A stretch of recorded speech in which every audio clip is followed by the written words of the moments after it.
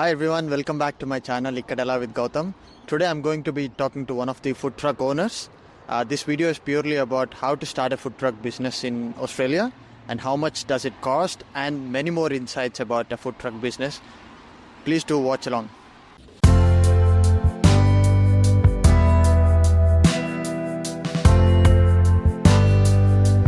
Hi guys, can you introduce yourselves? Like, what's your name? My name's Anna. Anna, nice to meet you. I'm Kevin. Kevin, nice to meet you. Where are you guys from in India? We have born and raised in Bahrain. So parents are from South India. Okay. And we studied finished our uni in India. Yeah. We studied in Bangalore. So that's the reason you see a lot of regional foods here, because our parents are widespread from like half north, half south. My parents are like traditional Karnataka people, so you see a lot of it. And then his parents are like half Tamil and half Maharashtrian. So you see a lot of Mumbai and then Tamil cuisine as well. That makes perfect sense of your menu actually. What made you choose Australia for your career? I was a consultant to software delivery for good 18, 19 years of my life. And that job took me to different places. Yeah. As part of one of my travel endeavors, I came to Australia on a consulting assignment about 15, 16 years ago. And I called Australia home forever because I just fell in love with this place.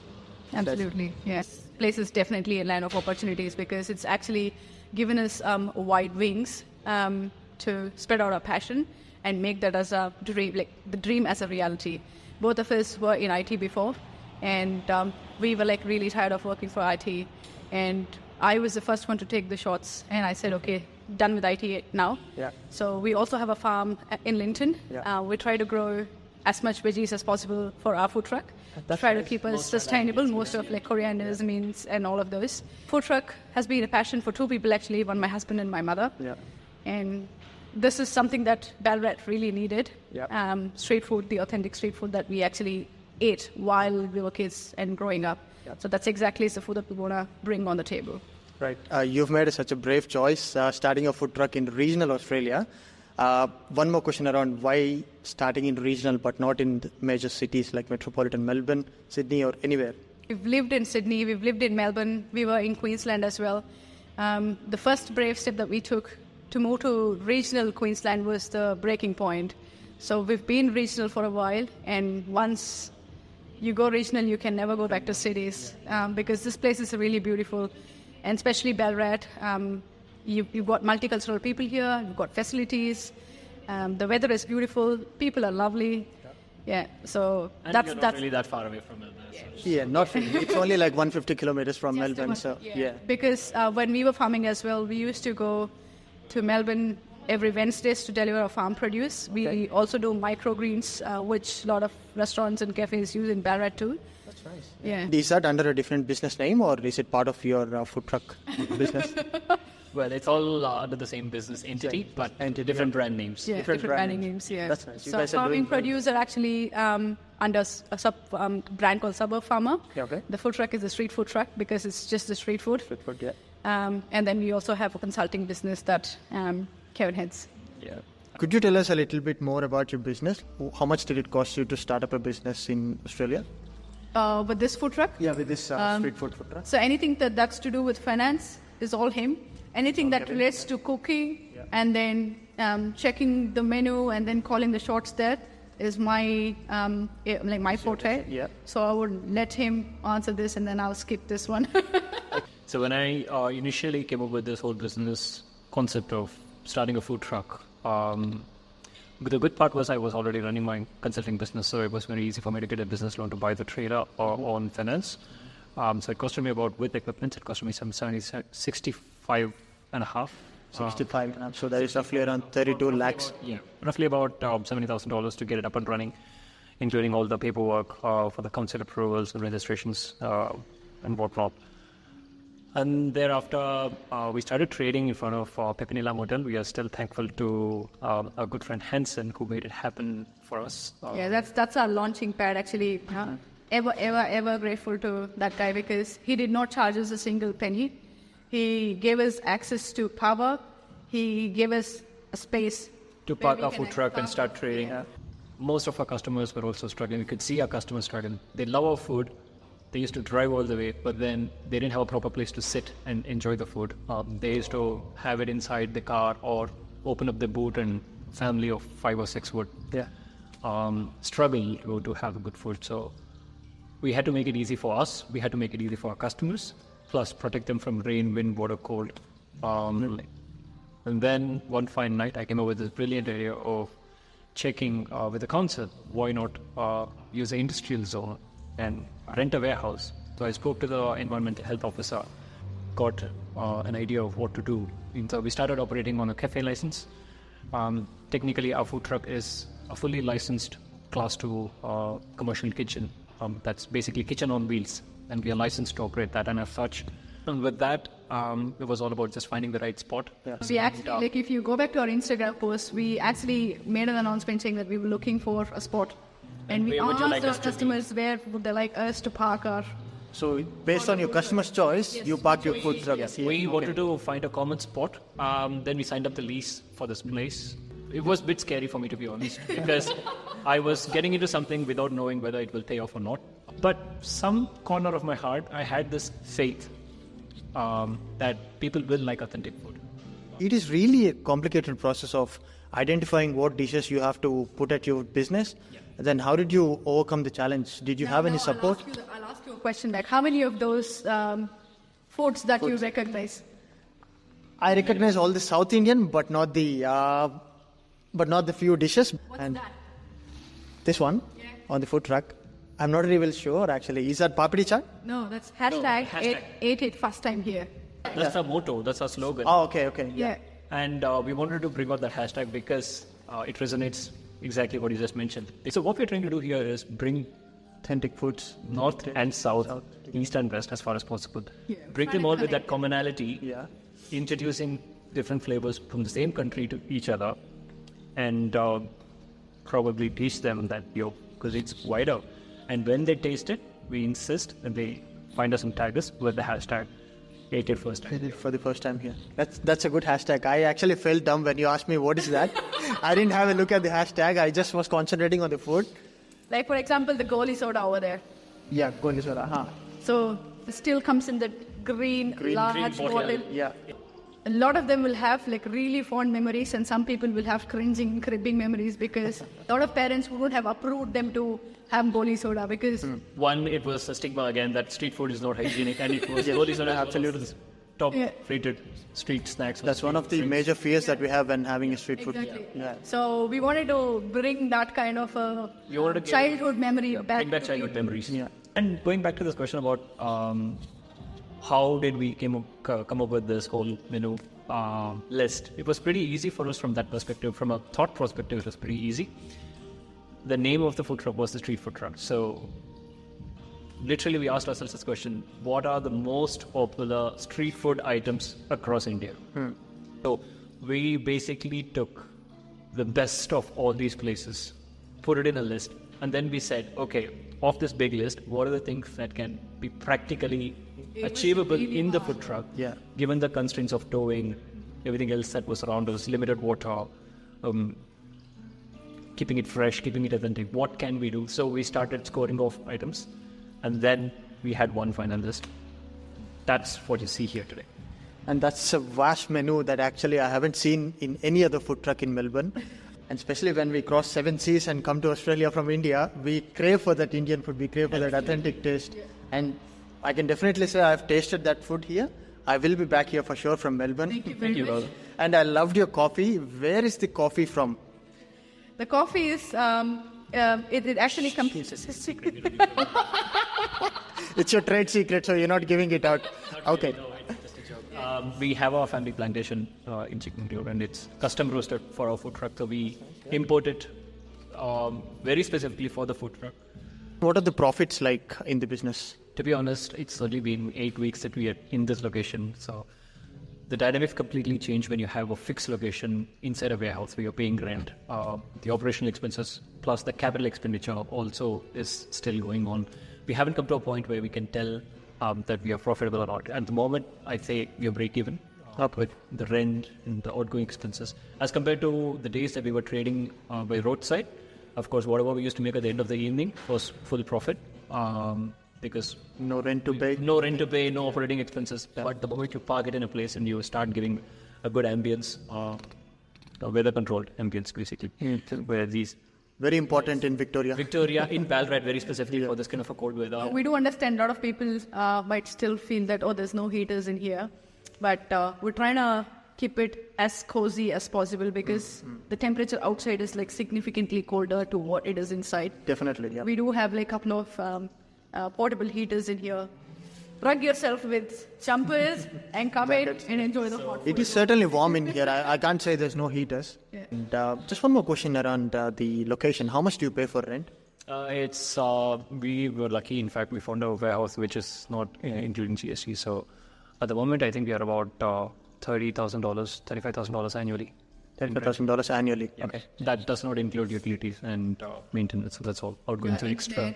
Electricity, like power, Water and maintenance, clean All services, bills are all of that. Yeah. It is just for rent. It is just for you to rent the place. Okay. body corporate as well. Yeah. So all of those are Excluded, yeah. Excluded. So your outgoings will be like little higher than what he just quoted, Okay. but And- nearly comes there, yeah. Right. Have your family members tasted your food? Like any of your family members been here? They visited us. My parents visited us. Yeah. They have tasted, and her parents visited us, and they tasted. How do they like your cooking? They can't believe that we have pulled this off. Really? As parents are always cynical, and they don't believe that whatever their kids do is really great. Unless they hear it from somebody else. It's like, Mama, what are you telling? This dosa is not good. Look at all my Google reviews. It's like, those people don't know what you are. It's okay, fine. I'll taste it. And she goes, could be better. It's nice. It could be better. I don't want to give you that this is 100% fine. That's only because I want you to improve on what you're doing. If it's good, make it even better. So that's their thinking. Yeah, But my now they cousin- must be proud of My you. cousin actually messages now and then because he was here. He stayed with us for a while and he went back to India and he said, oh, I had the street food here that I had at your truck. I'm actually missing that. Come back soon. If you're listening to this, you know who you are. So, do you have plans opening a business point in Melbourne? No. We will always be the street food truck of Ballarat, your local chaatwala, and this is we've already attained our peak in a sense from a satisfaction point of view. We don't see, because the moment you franchise, you're losing quality control. You don't have the kind of service mentality, the passion that we save. It for just ourselves. becomes a business thereafter. Yeah. So as such, we want to remain one branch, and we want to bring in a lot of people from Melbourne to come to Ballarat. eat our food. That There's people lot of already other coming in food from that is here Chatham, as as you well. mentioned. So we rather want to bring people from Melbourne to Ballarat and promote Ballarat economy than open another branch. It's not about that we shouldn't do things to Melbourne. Melbourne already has a lot of options. Yep. Ballarat needs you, so please do visit Ballarat. Our city is really beautiful. There's a lot of things to see, a lot of things to eat. So I'm here alone this time, but next time when I'm coming, I'll bring a few of my friends along, and they'll bring a few of their friends along the other time. yeah, stay over as well. There's a lot of things to see here. Yeah. And especially during autumn, this place is like next to heaven. So Okay. So, how long did it take to complete the entire process and start serving the customers once you register the business? From the time we got our registration to starting our train, I think it was about 2 days max. It was just about planning how we are going to do.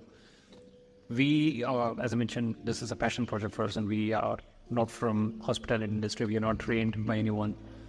We just went with the flow. And first few weeks of training, we were learning how to serve. So, okay. So we taught ourselves. We are self-taught people. Probably my background in service delivery and software delivery also helped to think about as a project manager, as a program manager, so where can I chop, where can I save time, where can I save budget, where can I save. So You have that process efficiency was a skill that I leveraged from my past experience. Yeah.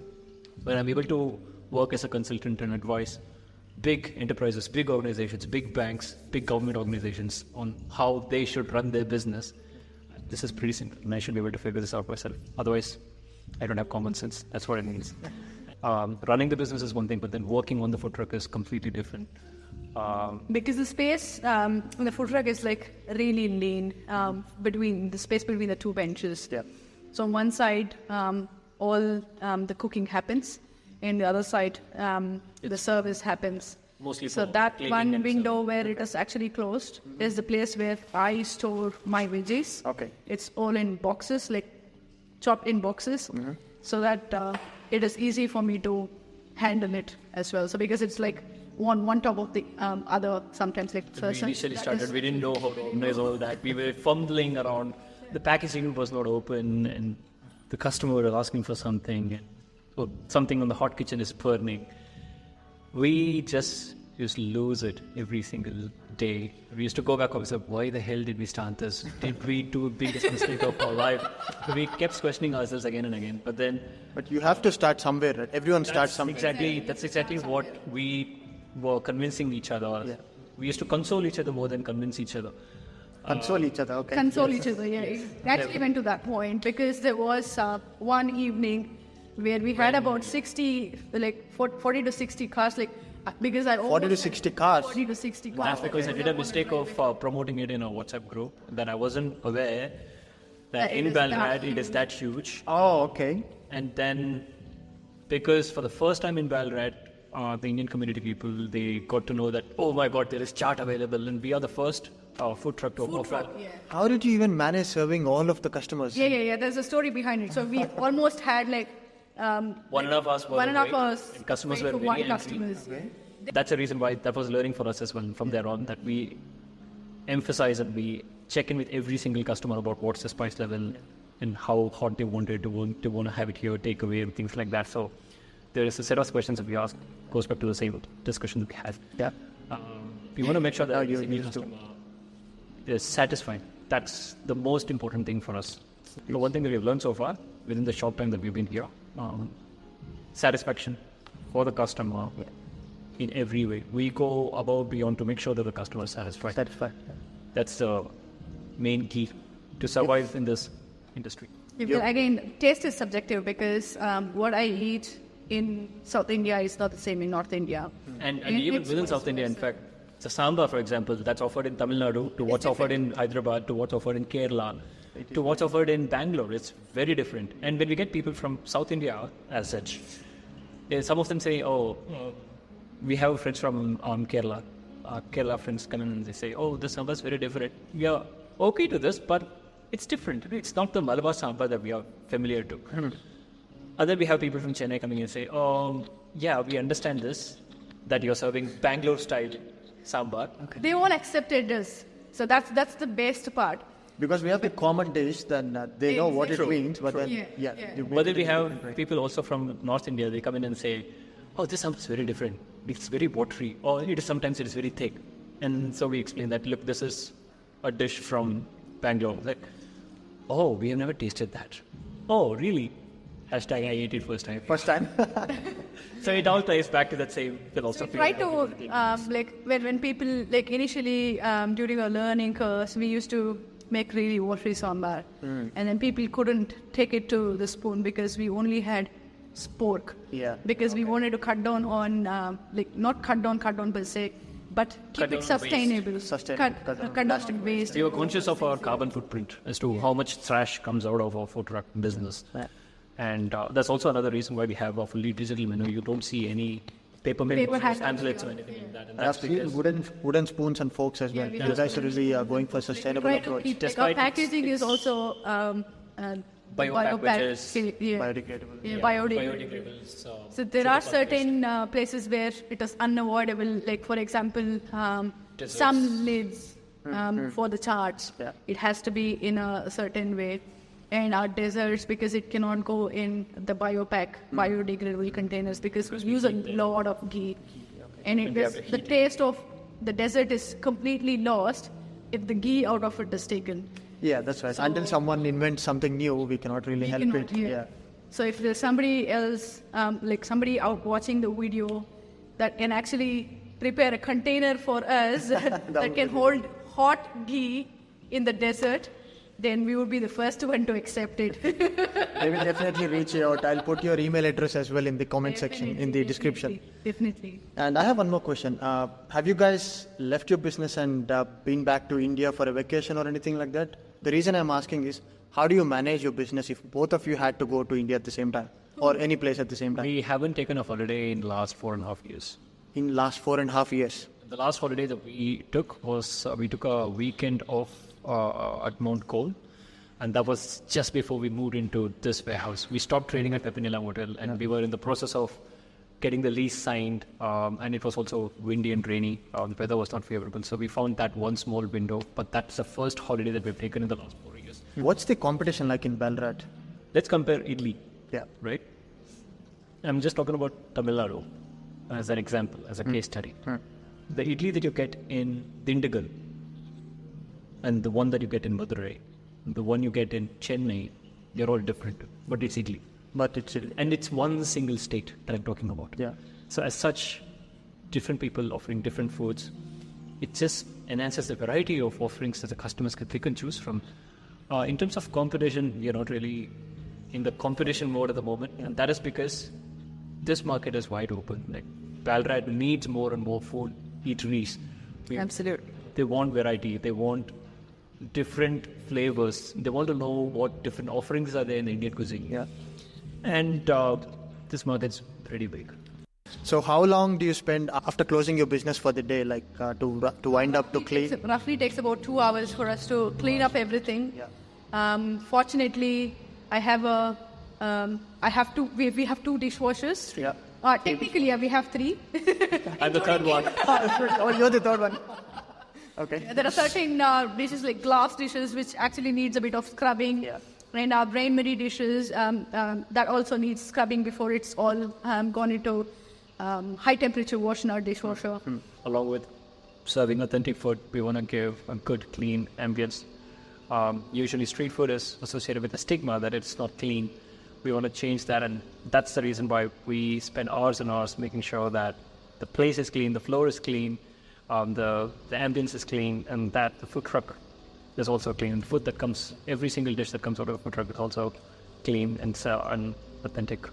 As a customer, I can assure you 100%. As soon as I entered into your business, I felt really clean. I felt really welcoming, and your food was also really yummy. Thank you. So the best part, are actually steam mopped every single day. Steam mopped every single day. Okay. So we have a steam mopper just behind. Yeah. So the division that you see is there. We have like a lot of packaging because we order everything in bulk. Okay. And all our cleaning materials are packed in one side. So every single day there is steam mopping that's done here. Yeah. And then every single day before the operation starts, before we start cooking, we sanitize. And then once we're done with cooking, we sanitize. And then after the food truck operations are done at around 9:15, we clean up everything and then we sanitize and then we go home. That's really good. That's how it is. So we want to keep the food as clean as possible and as local as possible. Have you hired anyone as of today from the day you started your business? Since the day we moved in to this warehouse, we knew that we will need a helping hand, and as such, we've hired an employee. Okay. We are doing okay since then. We are able to see the difference in efficiency, so that's working out good. Awesome. Please like, share, and subscribe to Ikada Ela With Goutham. See you in my next video. Bye.